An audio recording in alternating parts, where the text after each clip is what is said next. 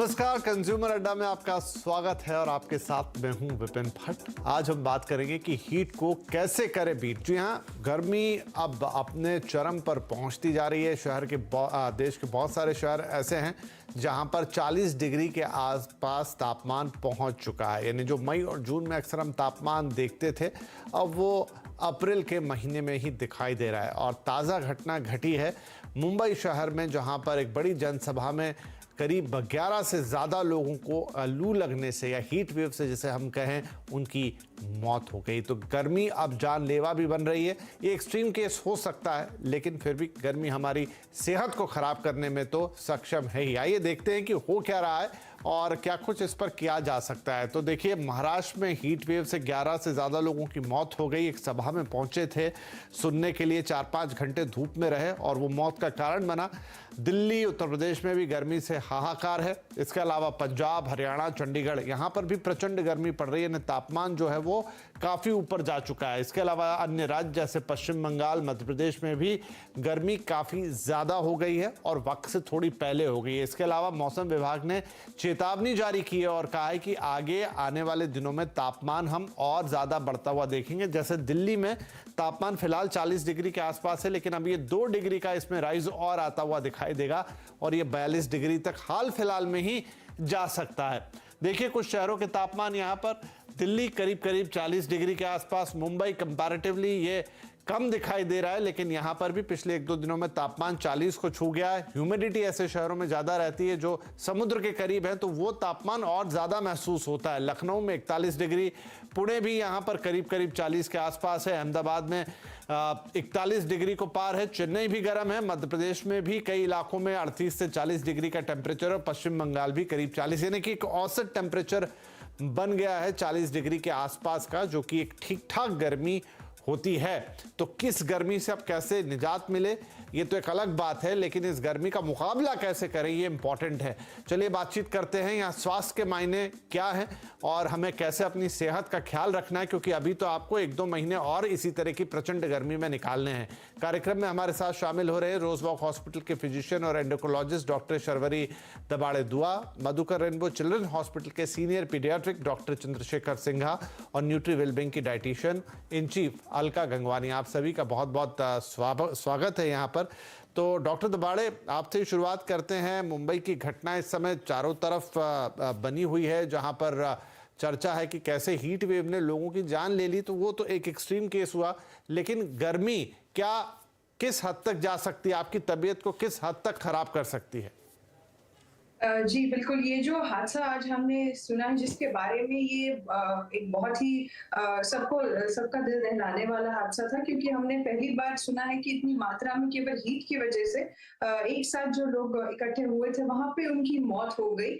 देखिए, इसमें ऐसा होता है कि हमारी बॉडी के कई सारे एक नेचर होता है हमारी बॉडी का हीट को रिस्पॉन्ड करने का। उसमें एक जो सबसे महत्वपूर्ण ये चीज होती है कि हमारी बॉडी जो है वो लगातार हीट में स्वेट करती है, एक्सेसिव स्वेटिंग होती है, जिसके कारण डिहाइड्रेशन होता है। और जब ये डिहाइड्रेशन माने पानी की मात्रा बॉडी में कम हो जाती है, उसी की वजह से हमारे दिल पे भी कहीं ना कहीं उसका असर दिखाई देता है। एक्सट्रीम केसेस में जब ये डिहाइड्रेशन की मात्रा बहुत अधिकतर तौर पे देखी जाती है, तब हार्ट रिलेटेड जो इश्यूज है उसकी वजह से ये जानलेवा भी हो सकता है। तो हमारी बॉडी का जो जरिया होता है हीट के लिए रिस्पॉन्स करने का, वो कई सारी चीजों पे डिपेंड करता है। उसमें सबसे पहले, अगर हम बुजुर्ग हैं या फिर हम बहुत ही जैसे छोटे बच्चे हैं, इनमें ये जो टेंडेंसी है ये कहीं ना कहीं कम हो सकती है। जैसे हीट का रिस्पॉन्स है जो ऑलरेडी किसी चीज के लिए दवाई ले रहे हैं या फिर किसी बीमारी के इलाज में है, जैसे डायबिटीज है या हार्ट की चीजें, हार्ट रिलेटेड डिसीजेस है या फिर ब्लड प्रेशर है, इन चीजों को लेके अगर कोई ऑलरेडी दवाई ले रहा है तो उनका रिस्पॉन्स जो हीट एक्सपोजर में या इतनी ज्यादा गर्मी में है वो बॉडी का अलग होता है। सो अलग अलग तरीके से अलग अलग इंडिविजुअल्स इसका रिस्पॉन्स देते हैं, लेकिन इवेंचुअली जब धीरे धीरे डिहाइड्रेशन की मात्रा जिस तरह से बढ़ जाती है बॉडी में, उससे रिलेटेड कॉम्प्लिकेशंस हम देखते हैं। और इससे जो बचाव है वो वही है कि हम हीट से ज्यादा एक्सपोजर ना लें, खासकर बुजुर्ग या छोटे बच्चे या फिर जिनमें ऐसी बीमारियां हैं जिसके कारण वो लंबे समय से दवाइयां ले रहे हैं। ठीक है डॉक्टर चंद्रशेखर, जैसा डॉक्टर दबाड़े कह रही है कि एक तो बुजुर्ग ये कैटेगरी और दूसरे बच्चे, बच्चों का तो क्योंकि फिजिकल एक्सर्शन भी काफ़ी ज़्यादा होता है और इन दिनों हम देख रहे हैं कि जो हीट है या जो गर्मियाँ हैं वो वक्त से पहले भी आती हैं, लंबे वक्त तक रहती हैं और धीरे धीरे टेम्परेचर राइज ही कर रहा है। ऐसे में बच्चों के लिए क्या कहा जाए? इसे जो डॉक्टर साहब ने बताया तो बच्चे का एक डिसएडवांटेज है, बच्चे का बॉडी का साइज का हिसाब से उसका बॉडी सरफेस एरिया ज्यादा है, तो उसी हिसाब से आप जितना टाइम उसका एक्सपोज करोगे उसमें डिहाइड्रेशन होने का चांसेस ज्यादा होता है, बच्चा जितना छोटा होता है। और बच्चा जितना छोटा होता है उसका बॉडी में जो पानी का मात्रा ज्यादा होता है। इसका मतलब है आप बच्चा ज्यादा टाइम हीट में एक्सपोज करेंगे उसमें डिहाइड्रेशन होने का ज्यादा चांसेस है। और अनफॉर्चुनेटली क्या है, आप बच्चे का बिहेवियर भी ऐसा है, सपोज जितना डिहाइड्रेशन है उसी हिसाब से आप पानी व लिक्विड कोई भी से उसको रिप्लेस करना जरूरी है। बट अनफॉर्चुनेटली आप बच्चे को फोर्स नहीं कर सकते हो, जो बच्चा मन है तभी पिएगा, नहीं तो नहीं पीता है। तो एक तो है उन लोग को हैबिट करना है कि ड्यूरिंग दिस समर टाइम उन लोग को फ्रीक्वेंटली पानी पिलाना जरूरी है। और पॉसिबल है तो ये जो हम लोग बोलते हैं ना सन सेफ्टी मतलब है बिटवीन 10 AM to 4 PM सन, ये जो सन का जो हीट वेव वो ज्यादा मैक्सिमम होता है, तो उस टाइम में पॉसिबल है तो उस टाइम में बच्चे को बाहर जाने के लिए अलाउड नहीं करना चाहिए। और पॉसिबल है तो बच्चे को थोड़ा सा like some kind of cotton wear, full sleeve, long sleeve पहनाना चाहिए, जैसे कि बॉडी से वाटर इवापोरेशन, बॉडी से जो डिहाइड्रेशन होता है उसका मात्रा कम हो जाता है। तो ये सब हम लोग प्रिवेंटिव मेजर ले सकते हो। बच्चा जितना छोटा है, हम as a parents we have to take all this preventive measures during this summer month. ठीक है अलका जी, क्या खान पान का भी इससे कोई सीधा रिलेशन है? क्योंकि देखिए इन दिनों हम खाना तो बहुत सारा ऐसा है जो बाहर का खाते हैं, या बहुत सारा फ्राइड आइटम खाते हैं, या बहुत सारा पैकेज्ड आइटम खाते हैं, पानी कम पीते हैं, कोल्ड ड्रिंक जो कार्बोनेटेड ड्रिंक्स हैं वो पीने में ज़्यादा आते हैं, कम से कम अर्बन फिनोमेना तो यही है। तो क्या कुछ कोरिलेशन इससे हो सकता है कि तब हमारी बॉडी जो एक उसको टेम्परामेंट दिखाना चाहिए एक्सट्रीम हीट में उतना नहीं दिखा पाती? बिल्कुल, अगर खाने पीने का तो बहुत इम्पोर्टेंस रहता ही है, स्पेशली इन दिनों पे जो लोग पानी का इंटेक बहुत इंक्रीज करना चाहिए और कोशिश करके जो हमारे ट्रेडिशनल ड्रिंक्स हैं जैसे नींबू पानी, नारियल पानी, घर में बना हुआ जलजीरा, आम पन्ना और कोकम का शरबत, या ये सारी चीज़ों में बहुत ज़्यादा एंटीऑक्सीडेंट्स भी होते हैं और ये हमारा इलेक्ट्रोलाइट बैलेंस होता है सोडियम पोटेशियम का, वो भी मेंटेन करते हैं, तो बॉडी बहुत जल्दी डिहाइड्रेटेड नहीं होती। जब बाहर निकलें तो कोशिश करके पानी की बॉटल कैरी करिए और इंसुलेटेड बॉटल में पानी कैरी करिए, प्लास्टिक बॉटल्स को अवॉइड करिए। और जब भी हम कैफिनेटेड ड्रिंक्स पीते हैं जैसे टी, कॉफ़ी, इन सब में, और जो कार्बोनेटेड ड्रिंक्स भी होते हैं जैसे अभी आपने बोला कोक एंड डाइट, व्हाटएवर जो भी कोलाज हैं या सोडा बेस्ड बेवरेजेस हैं, ये भी बॉडी को डिहाइड्रेट करते हैं। तो हमें इन सारी चीज़ों को रिस्ट्रिक्ट करके ट्रेडिशनल ड्रिंक्स, छाछ बहुत फ़ायदा करती है क्योंकि एक तो उसमें कूलिंग इफेक्ट भी होता है, ठंडक भी रखती है, आपके स्टमक की गुड हेल्थ के लिए, गट हेल्थ के लिए भी बहुत अच्छी होती है। तो ये ट्रेडिशनल ड्रिंक्स दिन में 2-3 बार ज़रूर इंक्लूड करने चाहिए। और जो सीजनल फ्रूट्स एंड वेजिटेबल्स हैं आजकल स्पेशली समर्स में, इनमें वाटर कंटेंट बहुत ज़्यादा होता है। मेलन्स बहुत आए हुए हैं, वाटरमेलन, खरबूजा, मौसमी, ये सारी चीज़ें, खीरा, टमाटर रॉ फॉर्म में, सैलेड्स के फॉर्म में ज़रूर इंक्लूड करना चाहिए। और ग्रीन वेजिटेबल्स भी, क्योंकि इनमें वाटर इनटेक भी, हमारा वाटर कंटेंट बहुत ज़्यादा होता है और एंटीऑक्सीडेंट रिच भी होते हैं, माइक्रो न्यूट्रिएंट्स भी होते हैं, हमारी इम्यूनिटी को भी बढ़ाएंगे। क्योंकि जैसे ही टेम्परेचर चेंज होता है तो बॉडी बहुत ज़्यादा इन्फेक्शंस भी प्रोन करती है कैच करने के लिए। और वैसे भी Covid is again on rise, तो कोशिश करके पैकेज्ड और प्रोसेस्ड फूड को अवॉइड करना चाहिए। और ऑयली और फ्राइड फूड तो इस मौसम में बिल्कुल ही बिग नो है, बिकॉज ये बॉडी को और डिहाइड्रेट करते हैं। जी बिल्कुल, ये आपने कोविड का एंगल और अलग लेके आया डॉक्टर दबाड़े। वैसे तो आजकल हर चीज़ में ये हो गया कि कोरिलेशन कोविड से ढूंढे जाने लगे हैं कि सडन हार्ट अटैक्स आ रहे हैं तो क्या कोविड का कोई कनेक्शन है, क्या वैक्सीन का कोई कनेक्शन है। लेकिन इन जनरल क्या एक पैंडेमिक से गुजरने के बाद जो हमारी एक जनरल इम्यूनिटी सिस्टम था, मतलब उसका कोई साइंटिफिक एविडेंस है कि नहीं, ये आप ही बताएंगी, लेकिन क्या वो थोड़ा ऊपर नीचे हो गया कि जल्दी से हम चीज़ों का शिकार हो जाते हैं, या हमारी बॉडी का जो टेम्परामेंट पहले रहा होता था चीज़ों के प्रति, चाहे वो ठंड हो, चाहे गर्मी हो, चाहे दूसरी बीमारियां हो, वो थोड़ा सा चेंज हो गया है? जी देखिए, इसका मैं हीट से डायरेक्ट कनेक्शन तो नहीं कहूंगी कि हो सकता है, लेकिन हाँ, अगर हमारी बॉडी की इम्यूनिटी जो है वो कम होती है, और जो कि जैसे आपने बिल्कुल ठीक कहा कि पिछले 2 से 3 साल में हम होम बाउंड रहे हैं, हम क्लोज एनवायरनमेंट्स में रहे, हमने मास्क और सैनिटाइजर का इस्तेमाल करके जो नेचुरल इम्यूनिटी होती है, जिसको हम एक्सपोजर से, जिसको हम एलर्जन एक्सपोजर कहिए या फिर कुछ वायरल बैक्टीरियल एक्सपोजर से कहिए, जो डेवलप होती है, कहीं ना कहीं वो पिछले 2 से 3 साल में हमने देखा कि वो थोड़ी सी कम हो गई है। खासकर वही बच्चे हैं या फिर बुजुर्ग हैं, उनमें ये चीज हमें ज्यादा दिखाई दी है। अब जिस तरह से हमारी इम्यूनिटी कम हो रही है, उस तरह से हम प्रोन हो रहे हैं नए इन्फेक्शंस को। ना कि ओनली अभी सिर्फ कोविड की बात नहीं करते हुए, कुछ महीनों पहले अगर आपने सुना होगा तो हमारे इन्फ्लुएंजा भी काफी दौर में बढ़ गया था। इस साल हमने इन्फ्लुएंजा फ्लू से जिन जिन लोगों को इन्फेक्शन हुआ है, उनकी मात्रा भी जो लास्ट 2 साल में हमने देखी है उससे कई ज्यादा थी।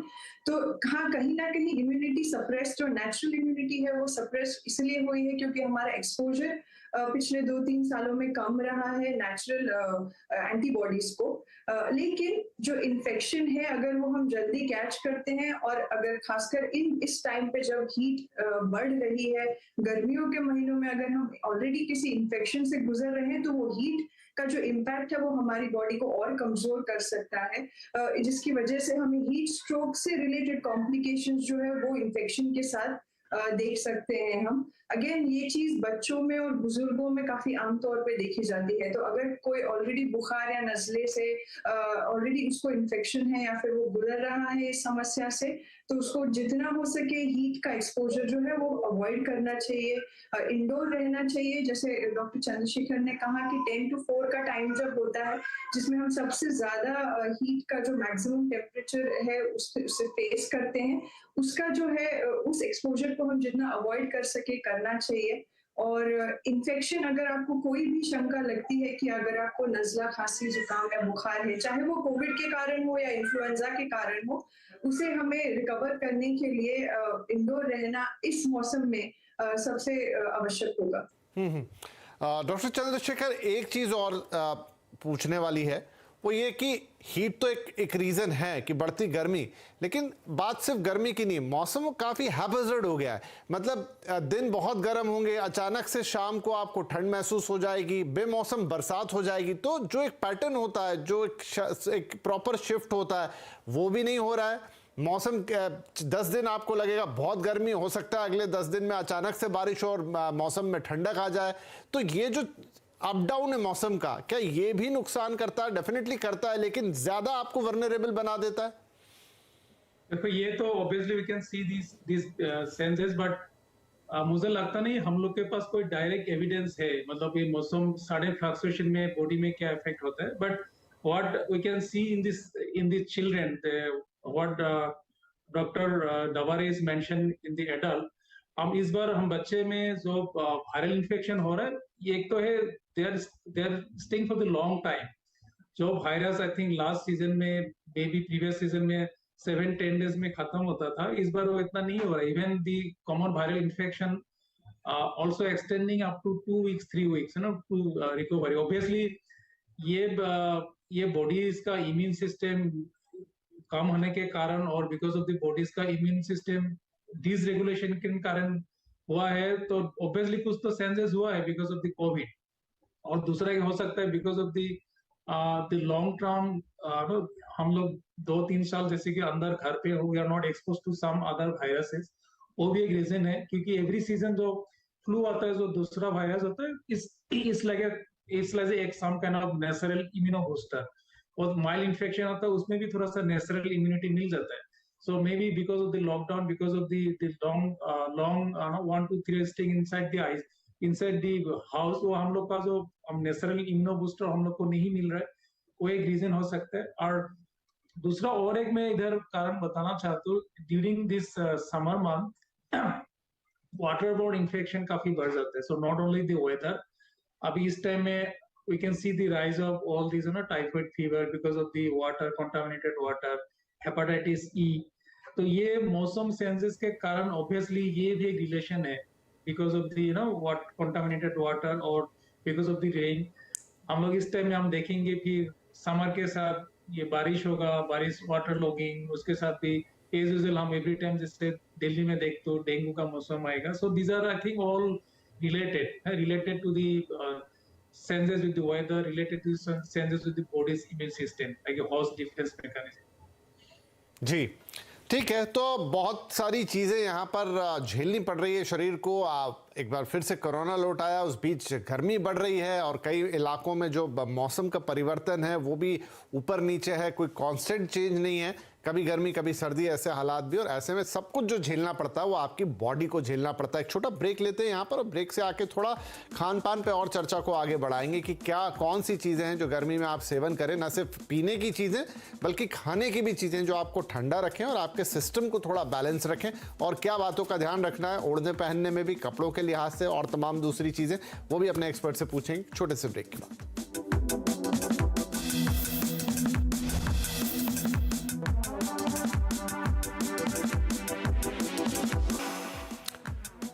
Welcome back. कंज्यूमर अड्डा में आज बात हो रही है हीट को कैसे करें बीट, क्योंकि तापमान लगातार बढ़ता जा रहा है, हीट वेव्स की खबरें हैं और मौसम विभाग का कहना है कि देश के अधिकांश हिस्सों में आने वाले वक्त में और गर्मी बढ़ेगी। और अभी हम सिर्फ अप्रैल के महीने में हैं, अभी मई और जून जैसे बड़े गर्मी के महीने हमें देखने हैं। तो चलिए चर्चा को आगे बढ़ाएं। अलका जी, आपने पहले में बताया बहुत सारी चीज़ों को जो खासतौर पे पेय पदार्थ हैं कि आप किन चीज़ों का सेवन करें, लेकिन खाने में जो सॉलिड चीज़ें हैं, आपका मॉर्निंग ब्रेकफास्ट है, आपका लंच है, इनफैक्ट डिनर है, वो कैसा हो, कौन सी चीज़ों की उसमें बहुतायत हो और कौन सी चीज़ें आपको अवॉइड करनी चाहिए गर्मी में?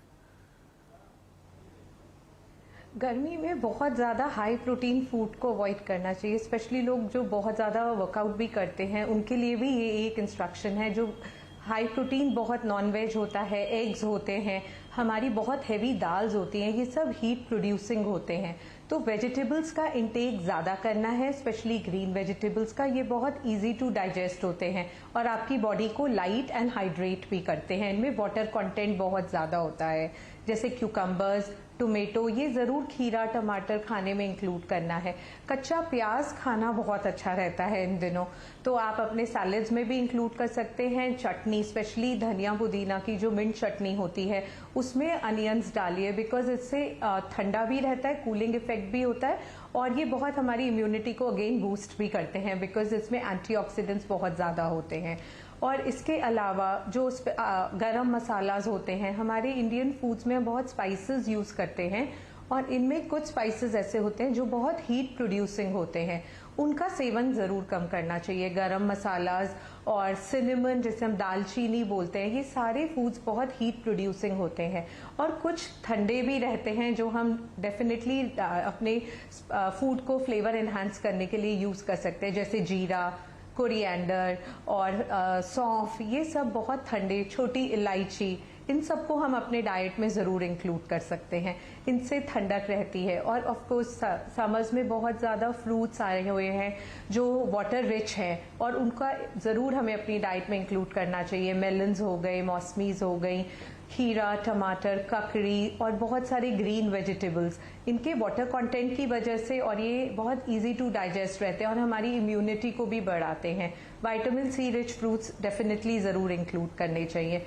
ऑयली फूड और स्पाइसी फूड भी हमारे डाइजेशन को स्लो करता है और बहुत हीट प्रोड्यूसिंग होता है। तो घर का खाना कोशिश करिए जितना खा सकते हैं उतना अच्छा है, क्योंकि इतनी हीट में हम बाहर का जो खाना खाएंगे वो कंटामिनेटेड भी होता है और बहुत ज़्यादा स्टमक इन्फेक्शन, स्पेशली बच्चों में देखा जाएगा कि डिसेंट्री और डायरिया ऐसी चीज़ें आ जाती हैं। तो कोशिश करके घर का खाना, लाइट फूड प्रेफर करना चाहिए। नहीं, बहुत बढ़िया, ये बड़ा इंपॉर्टेंट है कि गर्मियों में आपका खाना कैसा रहे। अगर अगर वो सही रहता है तो आधी समस्या तो उससे भी मैनेज हो जाती है और वो आपके बॉडी टेम्परेचर को मेंटेन करने का भी काम करता है। एट लास्ट डॉक्टर दबाड़े, ये बताइए कि किन बातों का मेडिकली ख्याल रखना है, कोई भी उम्र का वो सेगमेंट हो, और फिर कब जाके आपको डॉक्टर से मिलना है अगर लगता है कि भाई इसके बाद आपसे ये चीज़ नहीं संभल पाएगी?